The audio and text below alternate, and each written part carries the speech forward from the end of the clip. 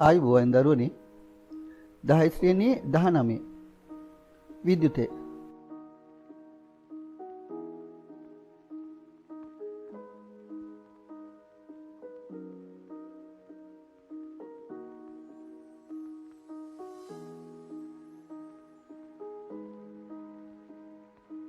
Plastic පනාව හොඳින් කිසකෙස්සල පිරිබඳින් කුඩා කඩදාසි කබලි වලට පනාව ලං කරන් ආකර්ෂණය වෙනවා.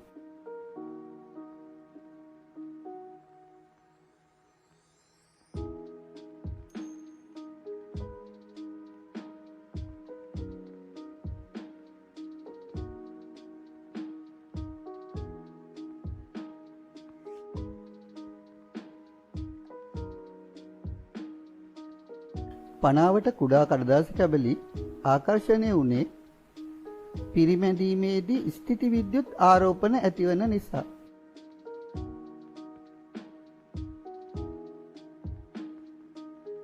පිරිමැදීමේදී පරිවාරක පෘෂ්ඨ මත රඳන ගලා නොයන විද්‍යුත් ආරෝපණ. ස්ථිති විද්‍යුතය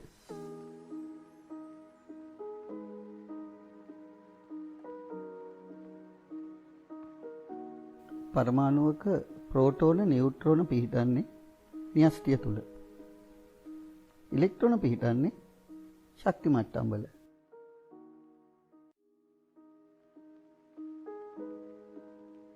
පිරිමැදිද්දී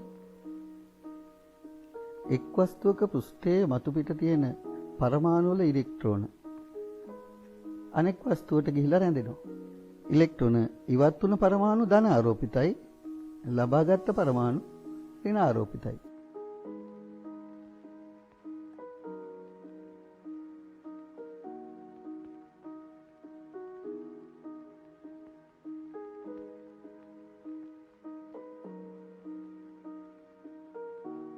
ධන ආරෝපණයි ඍණ ආරෝපණයි ඇති වෙන්නේ. මේවා තමයි ස්ථිති විද්‍යුත් ආරෝපණ.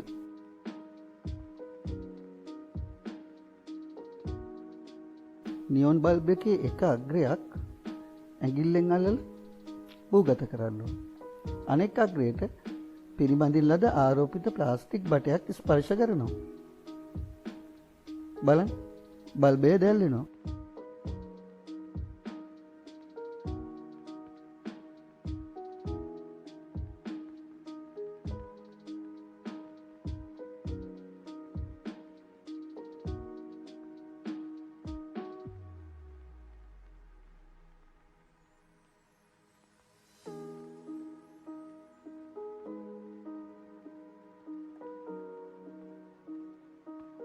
පිරිමදින ලද ප්ලාස්ටික් බටේ තිබුණ ඉලෙක්ට්‍රෝන බල්බය හරහා ගමන් කළා භූගත වුණ නිසා තමයි බල්බය දැල්වුනේ. මේ විදිහට ඉලෙක්ට්‍රෝන ගලා යන එකට කියන්නේ විද්‍යුත් ධාරාවක්.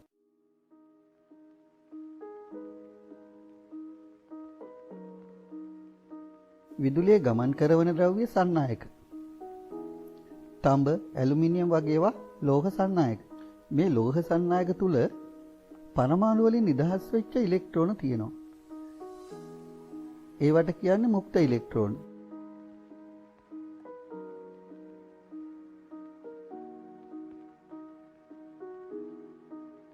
මේ විදිහට පරමාණු අතර තියෙන මුක්ත ඉලෙක්ට්‍රෝන නිදහසේ එහා මෙහා චලනය වීමට කියන්නේ සසම්භාවී චලන.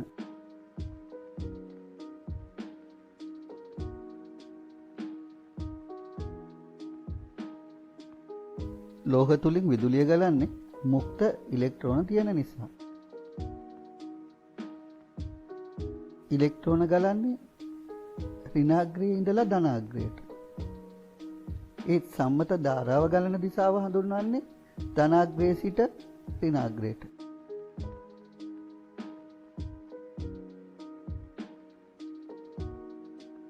ගලා යන ඉලෙක්ට්‍රෝන ප්‍රවාහයක් විද්‍යුත් ධාරාවක්.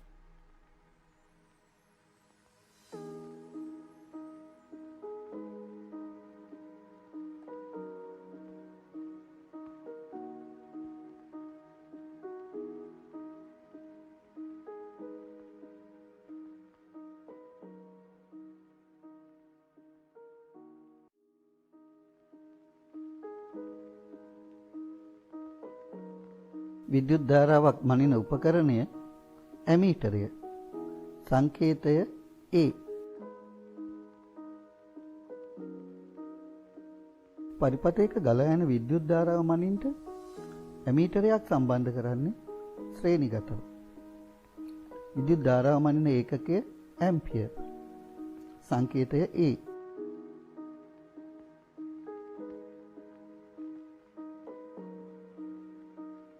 විදුලිය ගලා යන සන්නායකයක් දෙකෙලවර විදුලි පීඩන වෙනස විභවාන්තරය මනින්නේ වෝල්ට් මීටරයෙන්.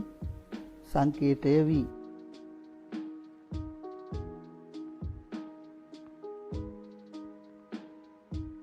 විභවාන්තරය මනින්ට පරිපථයකට වෝල්ට් මීටරයක් සම්බන්ධ කරන්නේ සමාන්තරගතව. විභවාන්තරය මනින ඒකකයේ වෝල්ට්. සංකේතය V.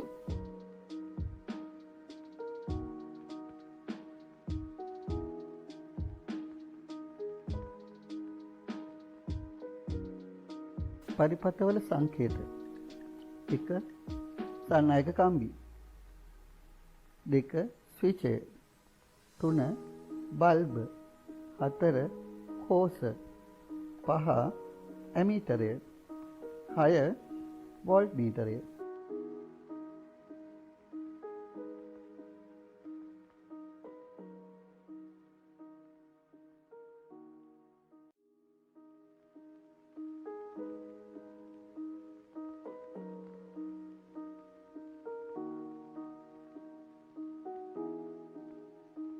ඍණාග්‍රයෙන් බාහිර පරිපථයට ඉලෙක්ට්‍රෝන තල්ලු කරන බලය තමයි විද්‍යුත් ගාමක බලය. පරිපථයකට ඇමීටරය සම්බන්ධ කරන්නේ ශ්‍රේණිගතව. වෝල්ට් මීටරය සම්බන්ධ කරන්නේ සමාන්තරගතව.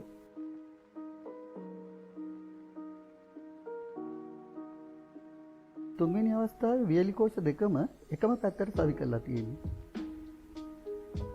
ඒ හින්දා විදුලි ධාරාවක් ගලනවා. බල්බය දැල් වෙනවා.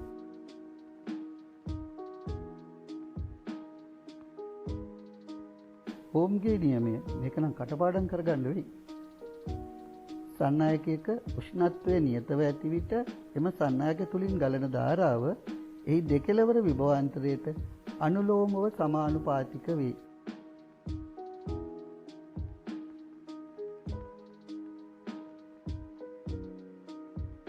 දෙකළවර විභවාන්තරය වෝල්ට් 1ක් වෙනකොට ඒ තුලින් ගලන ධාරාව ඇම්පියර් 1 නම් ප්‍රතිරෝධය ඕම් 1යි.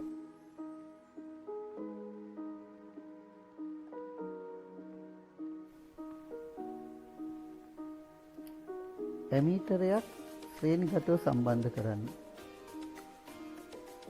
වෝල්ට් මීටරයක් සමාන්තරගතව සම්බන්ධ කරන්න.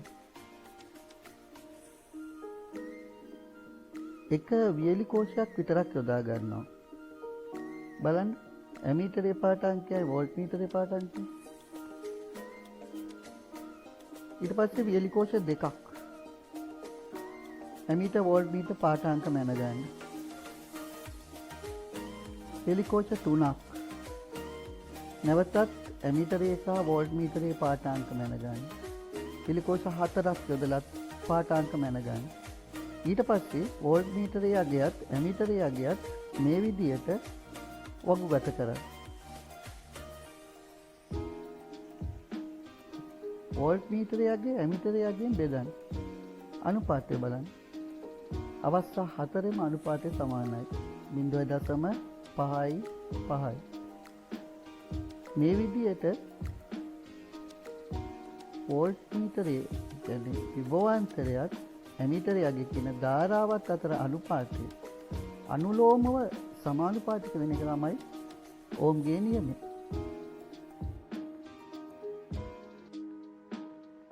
පරිපථයට ඇමීටරයක් වෝල්ට් මීටරයක් සම්බන්ධ කරලා වියලි කෝෂ 1ක් 2ක් 3ක් 4ක් යොදලා එක් එක් අවස්ථාවලදී වෝල්ට් මීටරයේ පාඨාංකයයි ඇමීටරයේ පාඨාංකයයි මැනගන්නවා.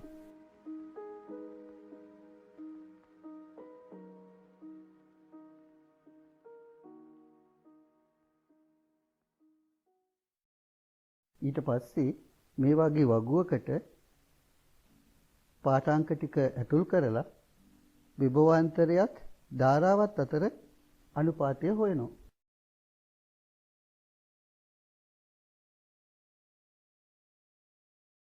බලන්න අවස්ථා හතරදීම විභවාන්තරයත් ධාරාවත් අතර අනුපාතය එකම අගයක්. ඒ කියන්නේ විභවාන්තරය ධාරාවට සමානුපාතිකයි. විභවාන්තරය වැඩි වෙනකොට ධාරාවත් වැඩි වෙනවා. අනුලෝමව සමානුපාතිකයි.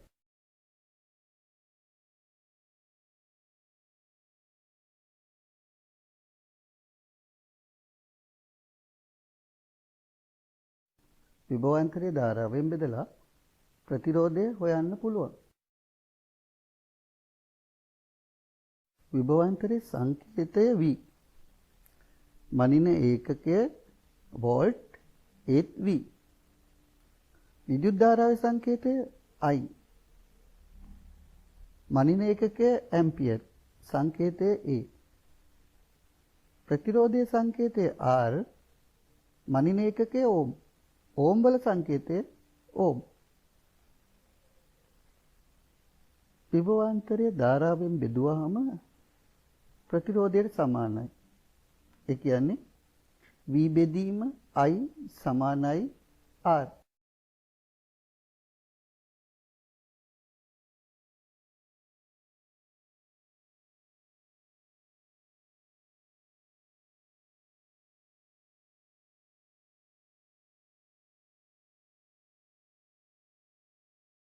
මේ උදාහරණ ගණන් ටික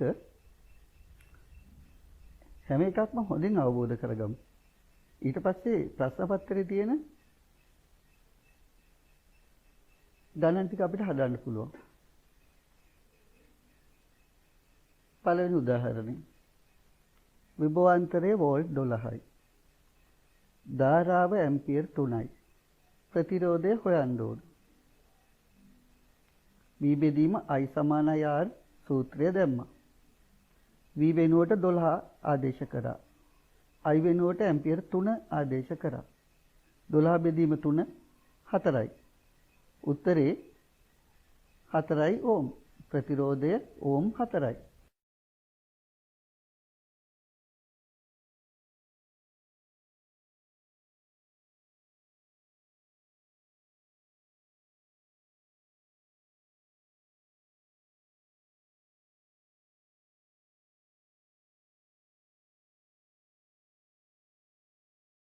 මේ ගණනත් බලමු. විභවාන්තරය වෝල්ට් 240යි. ප්‍රතිරෝධය ඕම් 40යි. හොයන්න ඕනේ ධාරාව I. සූත්‍රය V බෙදීම I සමානයි R. V 240යි. R 40යි. මෙතෙන්දී I සමාන ලකුණෙන් එහා පැත්තට යරන් වැඩි කරමු. R 40යි ඕම් මේ පැත්තට ගෙනල්ලා බෙදමු. 240 40ෙන් බෙදනවා. උත්තරේ ඇම්පියර් 6යි. I සමානයි ඇම්පියර් 6යි.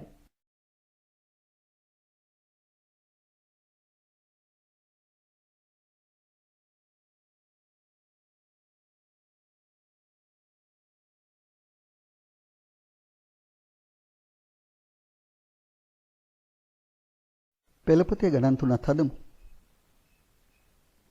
විභවාන්තරයේ වෝල්ට් 12යි.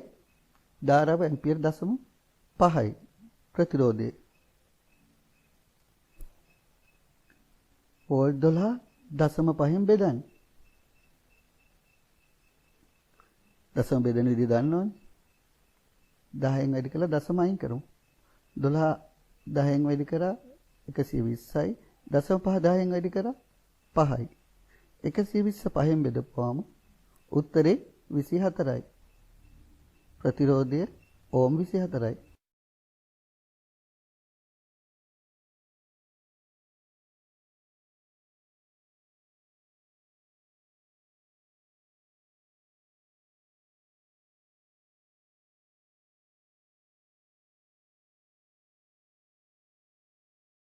මේ ගණනත් හදමු. විභවාන්තරය හොයන්න තියෙන්නේ ධාරාව ඇම්පියර් 0.6යි. ප්‍රතිරෝධය ඕම් 10යි. V බෙදීම I සමානයි R. V 0.6ෙන් බෙදලා බෙදපුවාම උත්තරේ 10යි. මේ පැත්තේ 0.6 එහා පැත්තට අරන් ගිහිල්ලා වැඩි කරමු. V සමානයි 0.6යි ඇම්පියර් වැඩි කිරීම ඕම් 10. V සමානයි වෝල්ට් 6යි.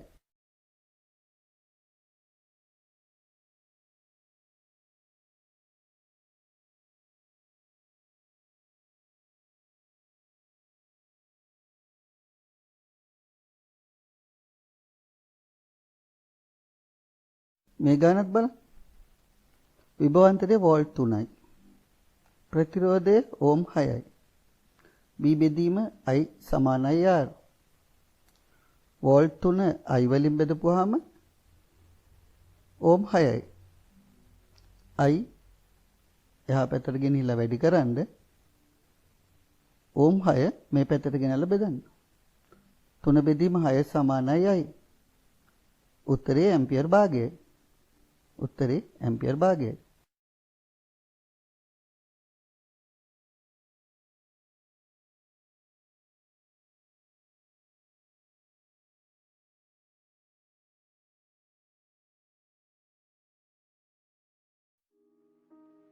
ඉලෙක්ට්‍රෝන ගලන්න තියෙන බාධාව තමයි ප්‍රතිරෝධය. ප්‍රතිරෝධය සංකේත කරන්නේ R වලින්.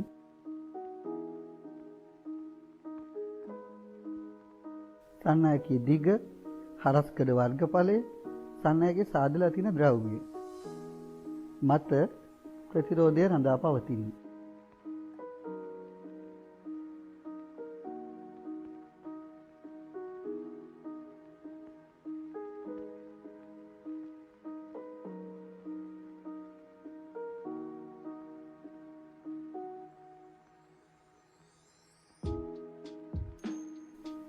ඉඩසත් කියලා පරිපථයක් හදා ගන්නවා.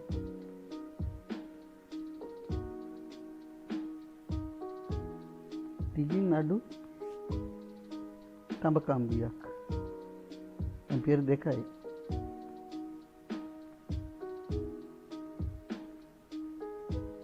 දිගින් වැඩි තඹ කම්බියක්. අගේ ඇම්පියර් 1යි.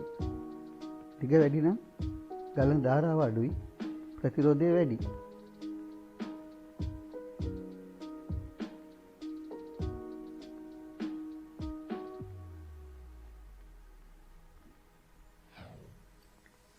ගණකම වැඩි තඹ කම්බිය හිඩසට තියෙනවා. අගේ ඇම්පියර් 4යි.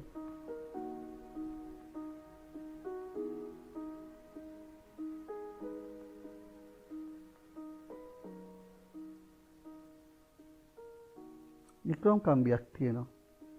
ඒ හා සමාන ගණකම ඇම්පියර් 3යි. ඒ කියන්නේ නික්‍රෝම් වල ප්‍රතිරෝධය වැඩි තඹ වලට වඩා.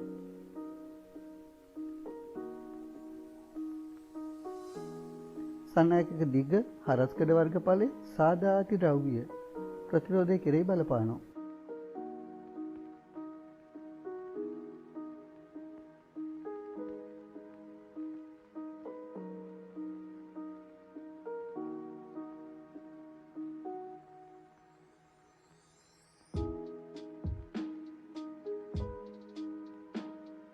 ඒ පරිපථයට මීටර් 4ක් දිග තඹ කම්බි දඟරයක්.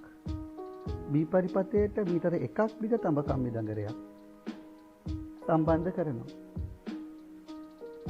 ඒ පරිපථයේ ගලන ධාරාව ඇම්පියර් 1යි.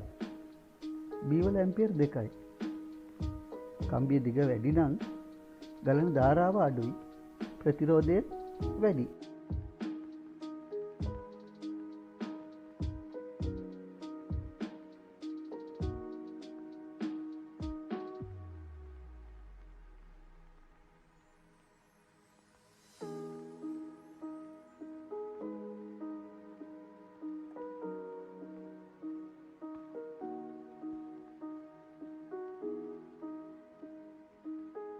ඒ පරිපථයට හරස්කඩ වර්ගඵලය වැඩි තඹ කම්බි මීටරයකුත් B පරිපථයට හරස්කඩ වර්ගඵලය අඩු තඹකම්බි මීටරයකුත් සම්බන්ධ කරනවා. මෙතෙන්දී ඒ පරිපථයේ ගලන ධාරාව වැඩි.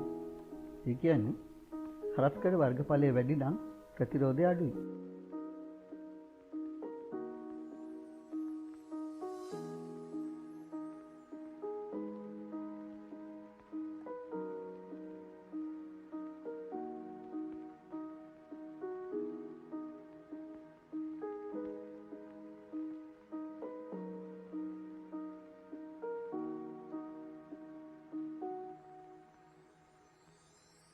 ඒ පරිපථයට නික්‍රෝම් කම්බි දඟරයක් B පරිපථයට ඒ සමාන ඝනකම ඒ සමාන දිග තඹ කම්බියක් යොදනවා.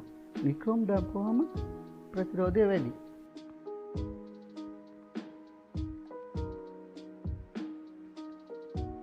සන්නායකයේ සාධායක ද්‍රව්‍ය මත ප්‍රතිරෝධය වෙනස් වෙනවා. නික්‍රෝම් වල ප්‍රතිරෝධය වැඩි, තඹ වල ප්‍රතිරෝධය අඩුයි.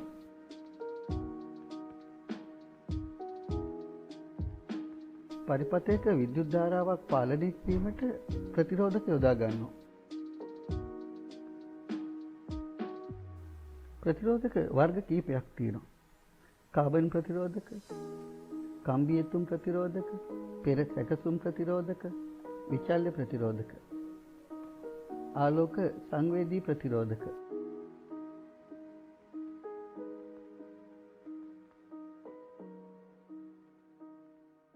මේ තියෙන්නේ කාබන් ප්‍රතිරෝධක. මේවායේ වර්ණ වලලු වලින් ප්‍රතිරෝධය කියවා ගන්න පුළුවන්.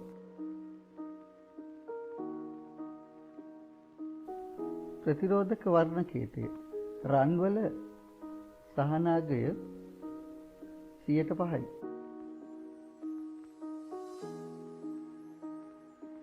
එක ළඟ තියෙන වර්ණ වලලු 4න් ඉතා ළඟින් පිහිටි වර්ණවලු තුල තෝරගන්නවා. 1 දුඹුරු, 2 කළු, 3 රතු. ඈතින් පිටට තියෙන මෙන්න මේ රත්තරන් වර්ණ තීරුව 4.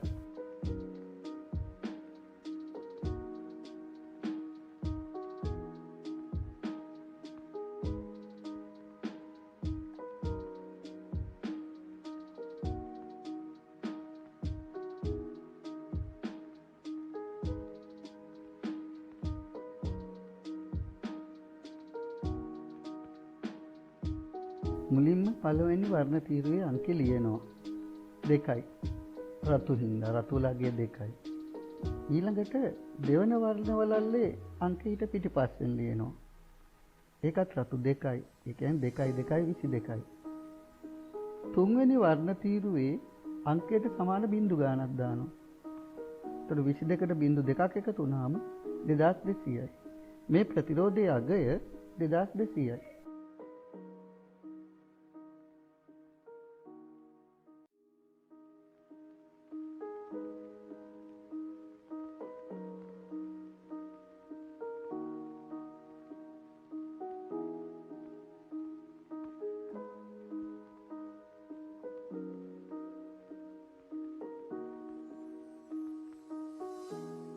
හතරවන වර්ණ තීරුව රන් 100%යි. එහෙමනම් දැන් 2200න් 105ක් කියන්නේ කොච්චරද කියලා හොයන්න ඕනේ.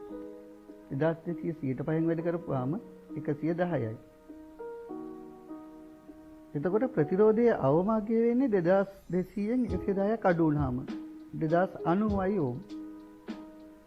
උපරිමාගය වෙන්නේ 2200ට 110ක් එකතු වුණාම ඒ කියන්නේ 2310යි. මේ ප්‍රතිරෝධකයේ අගය ඕම් 2200යි. අගයේ පරාසය ඕම් 2090 ඉඳලා 2310 දක්වා.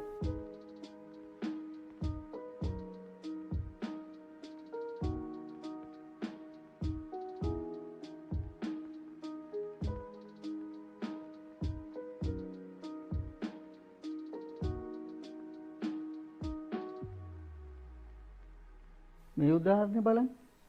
දුඹුරු, රතු, කළු, රන්. දුඹුරු වල අගය 1යි. රතු වල අගය 2යි. එතකොට 12යි. තුන්වෙනි වර්ණ තීරුවේ කළු තිබ්බොත් බිඳුවයි. ඒ කියන්නේ බිඳු නැහැ. එතෙන්දි අගයක් එකතු කරන්නේ නැහැ. ඒකින්ද මේ ප්‍රතිරෝධකයේ අගය ඕම් 12යි.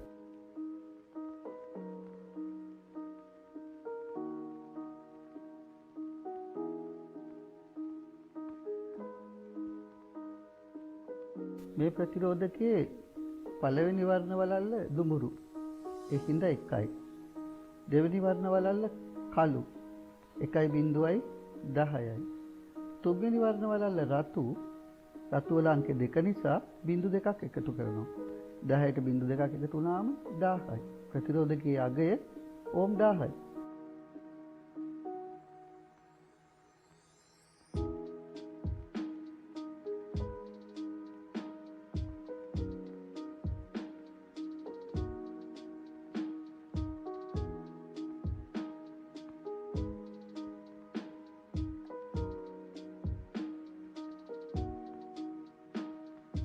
හතරවෙනි වලල්ල රන් වලල්ල. රන් වලල්ලේ සහනාගය 5%යි. 1000ක 5% කියන්නේ 50යි. එතකොට ප්‍රතිරෝධය අවමාගය 10න් 50ක් අඩු කරන්න 950යි ඕම්. උපරිමාගය 10ට 50ක් එකතු කරන්න 1050යි ඕම්.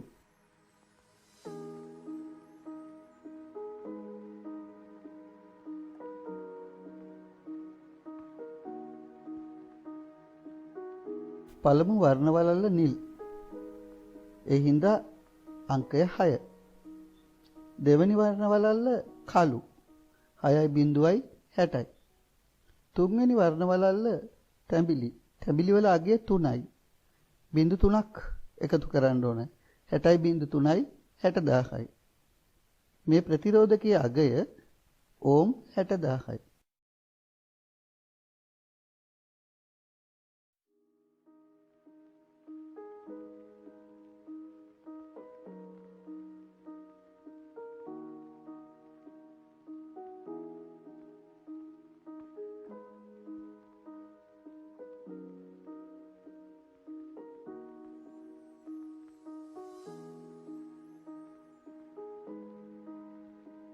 සහනාගයේ 100%යි. 60000කින් 100%ක් කියන්නේ 3000ක්. එතකොට අවමාගයේ 60000න් 3000ක් අඩු කරන්න 57000යි ඕම්.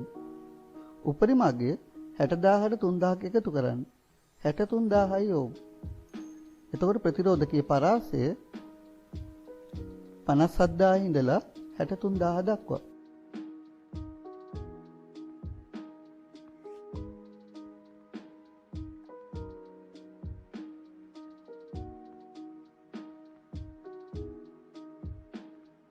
ධාරා නියාමකය.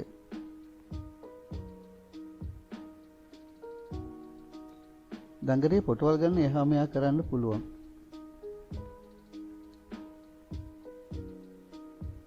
මෙලෙස අග්‍ර දෙක සම්බන්ධ කළ විට ධාරාව ගමන් කරන්නේ දඟරය වටා ලොකු දිගක් ගමන් කරමින්. දැන් දඟරේ දිග අඩුයි. බල්බේ හොඳින් දැල් වෙනවා. ප්‍රතිරෝධය අඩුයි. දැන් ප්‍රතිරෝධය වැඩි.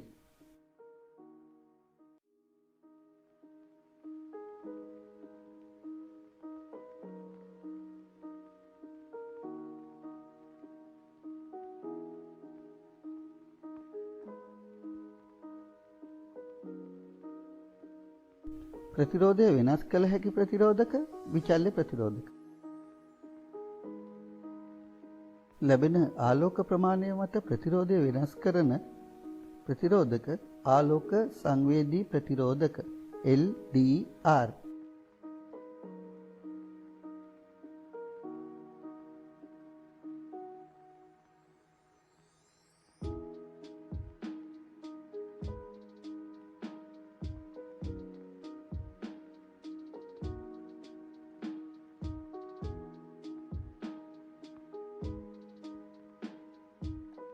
ප්‍රතිරෝධක සම්බන්ධ කරන ආකාර දෙකයි. ශ්‍රේණිගත, සමාන්තරගත. ප්‍රතිරෝධක කීපයක් වෙනුවට යෙදිය හැකි තනි ප්‍රතිරෝධකයේ අගය සමක ප්‍රතිරෝධය.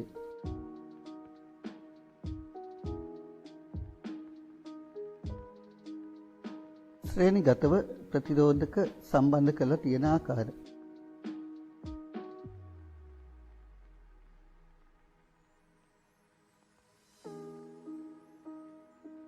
සමාන්තරගතව ප්‍රතිරෝධක සම්බන්ධ කර ඇති ආකාරය.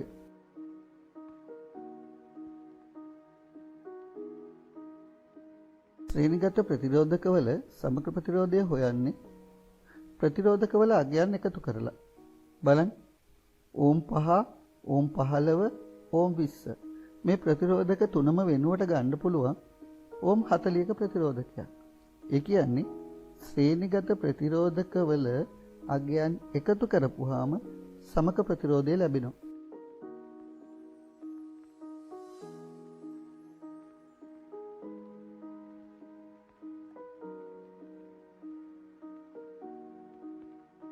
ශ්‍රේණිගතව ඕම් 8 ප්‍රතිරෝධක 4ක් යොදාගත්තාම සමක ප්‍රතිරෝධය වෙන්නේ 8 ඕම් එකතු කිරීම 8 ඕම් එකතු කිරීම 8 ඕම් එකතු කිරීම 8 ඕම් 32 ඕම්.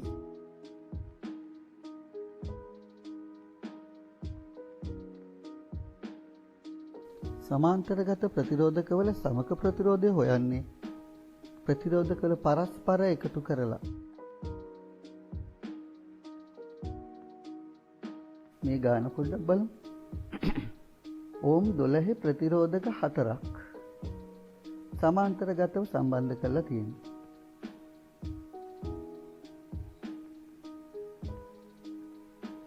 සමක ප්‍රතිරෝධයේ පරස්පරය 1 R හොයන්නේ අනිත් ප්‍රතිරෝධකවල පරස්පර එකතු කරලා. R වලින් 1 සමානයි 12න් 1 එකතු කිරීම 12න් 1 එකතු කිරීම 12න් 1 එකතු කිරීම 12න් 1 සමානයි 12න් 4යි. උඩයට මාරු කරන්න. 4න් 12යි. උත්තරේ ඕම් 3යි. සමක ප්‍රතිරෝධය ඕම් 3යි.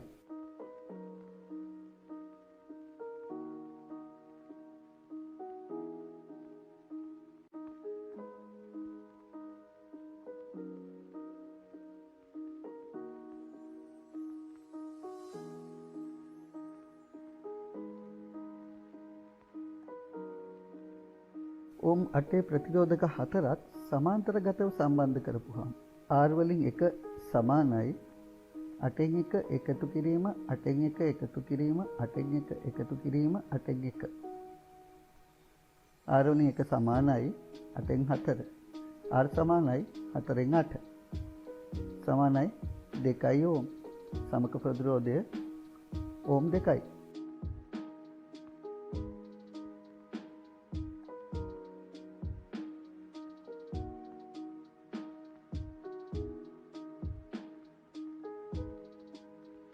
පාඩම හොඳින් අවබෝධ කරගෙන පහළ තියෙන ලින්ක් එකෙන් ඔන්ලයින් බහුවර්ණ ප්‍රශ්න පත්‍රය කරන්න.